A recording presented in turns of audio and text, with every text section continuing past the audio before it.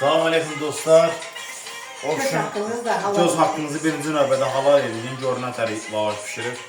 O Gürcistanlı qaqa demişken, ay salam aleyküm Murat. İşte bu dəqiqə düşmüşük. Olsun kətəmizi hazırladık.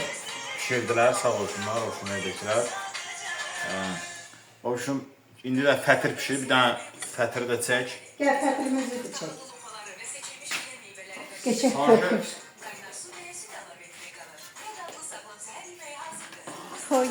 Bir dənə boşqaf. Burada boşqaf değil mi?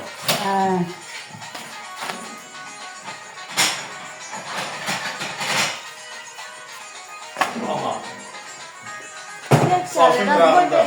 Ha? Adı böyle. Siz oranı örtün. Çörek et, böyle. Saçın qırağında kətəni mütləq birinci kim yiyir? Saçı düzəldən. Özü yağlı, silivişli yağla. Qaynar. Bak.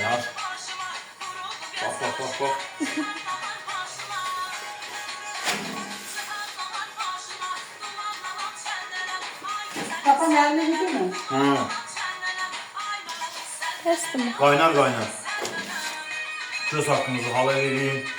Kiməsə lazım olsa sipariş verə bilərsiniz. İndi də mən onu oynayım. Kimsə istəsə sipariş verə bilər.